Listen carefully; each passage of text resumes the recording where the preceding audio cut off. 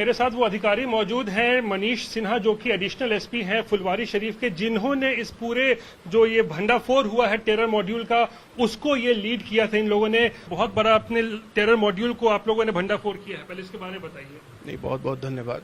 हमें ऐसा इंट मिल रहा था कि कुछ ग्रुप्स द्वारा फुलवारी शरीफ में एक जगह लोगों को रेडिकलाइज किया जा रहा है, तो हम लोगों ने इस इंट को टेक्निकली और साइंटिफिकली वेरीफाई किया और हमारे जो लोकल सोर्सेज थे ग्राउंड पे, उससे हम लोगों ने कंपेयर कराया।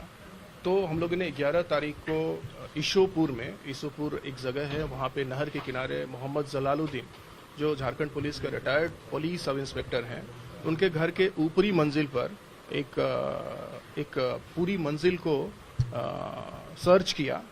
तो वहाँ अतहर परवेज और मिस्टर जलालुद्दीन मिले, और जब उसको सर्च किया गया तो वहाँ पर बहुत ही ऑब्जेक्शनेबल डॉक्यूमेंट्स, पम्फलेट्स, फ्लैग्स और बहुत सारे हमारे पास टेक्निकल एविडेंसेस मिले, जो इस बात की ओर इशारा कर रहे थे कि लोगों को रेडिकलाइज किया जा रहा है और किसी खराब चीज के लिए लोगों को तैयार किया जा रहा है। तो क्या कह सकते हैं कि वो जो बिल्डिंग है, वो मकान जो है, वो एक तरीके से टेरर का ट्रेनिंग सेंटर बना हुआ था पिछले कुछ दिनों से, और कब से ये पूरा वो मामला चल रहा था?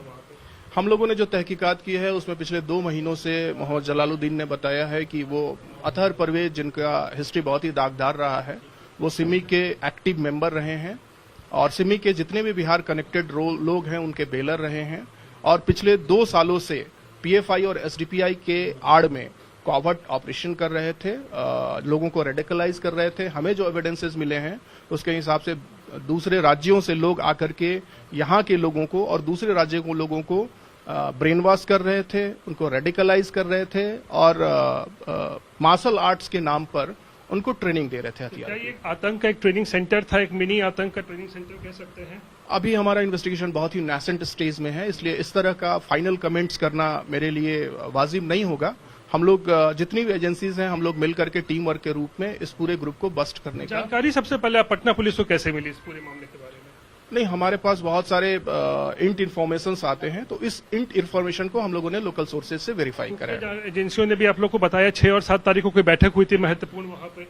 हाँ, ये हम लोगों को पता चला कि 6 और 7 जुलाई को वहां पर एक बैठक हुई थी। बैठक क्या, मार्शल आर्ट के नाम पर ट्रेनिंग हुई थी, जिसमें तमिलनाडु और केरला के ट्रेनर्स आए थे, मुजफ्फरपुर से भी कुछ लोग आए थे, छपरा से भी और वैशाली से भी कुछ लोग आए हैं, और उन लोगों ने फेक आईडी पर यहाँ पर अपना निवास बनाया और जहाँ रुके वो फेक आईडी पे रुके, और मार्शल आर्ट की ट्रेनिंग देने के बाद वो लोग फिर स्प्लिट कर गए। तो हम लोगों ने जो 2 लोग पकड़े गए हैं, mister Athar and mister Jalaluddin, उन लोगों से पूरी तहकीकात की है, उनके टेलीफोन रिकॉर्ड्स हैं, वहाँ का सीसीटीवी है, और अभी तक हम इस स्थिति में कहने में है कि वहाँ एक रेडिकलाइजेशन का एक वहाँ पे चल रहा था सेंटर, पीएफआई और एसडीपीआई के कॉवर्ट में। जो एफआईआर में जो बात सामने आई है, प्रधानमंत्री मोदी का जो विजिट था वो निशाने पर था, उसको वहां पे कुछ करने के लोग साजिश रच रहे थे। अभी अनुसंधान बहुत ही प्रारंभिक स्थिति में है, इसलिए मैं ऐसा कमेंट अभी नहीं कर पा रहा हूँ। एफआईआर में लेकिन इस बात का जिक्र है मनीष जी? जो इन्फॉर्मेशन होती है वो इन्फॉर्मेशन का जिक्र एफआईआर में किया जाता है, लेकिन आफ्टर इन्वेस्टिगेशन ही हम इस चीज को पुख्ता कर पाएंगे। अभी तक कितने लोगों की गिरफ्तारी हुई है, क्योंकि एनआईए ने भी पूरे मामले की जांच ले ली है अपने हाथों में? अभी तक 2 लोग कल तक जेल भेजे जा चुके थे, कुछ लोगों की कल रात में गिरफ्तारी हुई है, कुछ लोग डिटेन भी हुए हैं, तहकीकात चल रही है। हमारी टीम 11 जुलाई से ही लगातार ऑपरेशंस कर रही है, और हमें विश्वास है कि सारे एजेंसियों की मदद से हम लोग इस पूरे ग्रुप को बस्ट करेंगे। जानकारी मिल रही है कि कल 2 तो गिरफ्तार हुए, आज भी 3 लोगों को जो है गिरफ्तार किया है एनआईए ने। कुछ लोगों को डिटेन किया गया है, कुछ लोगों को गिरफ्तार भी किया गया है, तहकीकात चल रही है। पीएफआई का ये कहना है कि उनको बदनाम करने की इस तरीके की साजिश है, मतलब है इस तरीके का मामला जो उनको बदनाम किया जा रहा है। जो हमारे पास रिकवर्ड हुआ है इंडिया विजन 2047, ये सिर्फ हमारे यहाँ नहीं, तेलंगाना पुलिस के एसपी इंट से मेरी बात हुई है अभी, तो उनके यहाँ भी आज से 2 महीने पहले इसी तरह का डॉक्यूमेंट्स रिकवर्ड हुआ था, वहाँ केस भी हुआ था, और इसमें जिस बात की शंका है, जिस बात की तरफ इशारा किया गया है, इस्लामिक कंट्री बनाने की बात है 47 तक। यस, यही विजन 2047 में उनके शब्दों में लिखा हुआ है। तो क्या उनका इरादा क्या था, मंशा क्या है उस डॉक्यूमेंट के हिसाब से? अब डॉक्यूमेंट्स तो चूंकि पब्लिक डॉक्यूमेंट नहीं है, उनके इनर सर्कुलेशन में है, लेकिन जो डॉक्यूमेंट्स है उस डॉक्यूमेंट का जो मिजाज है, जो स्टाइल है, इट्स नॉट गुड।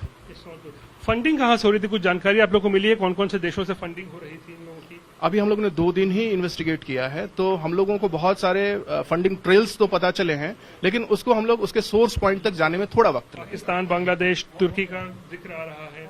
उनके विजन में ही टर्की का उल्लेख है कि जो इस्लाम के बियरर्स हैं, फ्लैग बियरर्स हैं, अगर स्टैंड ऑफ की स्थिति आती है स्टेट के साथ तो उसकी मदद लेंगे। तो 2047 तक भारत को इस्लामिक मुल्क बनाने की इनकी मंशा है उस डॉक्यूमेंट के हिसाब से। आपको मैं ये नहीं कह सकता हूं, बट डॉक्यूमेंट्स जो रिकवर्ड हुआ है उसमें तो यही लिखा है। आगे और कितनी जांच चल रही है इसमें, क्या क्या है? अब पूरी तहकीकात चल रही है। हम लोग जो भी इनके स्लीपर सेल्स होंगे या जो भी इनके सिंपैथाइजर होंगे, फाइनेंसर होंगे या आश्रय दाता होंगे या जो एक्टिव रेडिकल एलिमेंट्स होंगे, उन सब लोगों को हम लोग साक्ष्य की बिना पे गिरफ्तार करें। कौन से राज्य से लोग यहाँ आते थे इस ट्रेनिंग सेंटर पे? मतलब अभी तक हमें जो पता चला है तमिलनाडु, केरला, झारखंड, वेस्ट बंगाल और बिहार के बहुत सारे जिले। लड़के अब तक लोगों ने ट्रेनिंग ली होगी, कुछ आपको जांच से पता चला हो अभी तक? अब सीसीटीवी को हम लोग मॉनिटर कर रहे हैं। इट्स वेरी लेंथी, तो हमें लगता है कि थोड़ा वक्त लगेगा चीजों को और कंक्लूड करने में। लेकिन एक लगता है बड़ा मॉड्यूल आप लोगों ने क्रैक किया, कोई बड़ी घटना को लोग अंजाम देना चाह रहे थे बिहार में। अनुसंधान चल रहा है और अनुसंधान के बाद ही कुछ कहना बेहतर होगा मेरे लिए। तो ये थे मनीष सिन्हा जो कि एएसपी हैं, जो जानकारी दे रहे थे। इन्होंने ही पूरा इस ऑपरेशन को लीड किया था जब ये पूरा टेरर मॉड्यूल जो है उसका भंडाफोड़ हुआ। आज बहुत तरह की जानकारी दे रहे हैं। 2 लोग गिरफ्तार हुए हैं, 3 लोगों को आज डिटेन किया गया है और एनआईए भी इस मामले में अब घुस चुकी है और जांच जो है उनके तरफ से भी चल रही है। तो पूरा का पूरा मामला जो है अब जांच का दायरा भी जो है विभिन्न राज्यों तक जो है वो फैलता जा रहा है।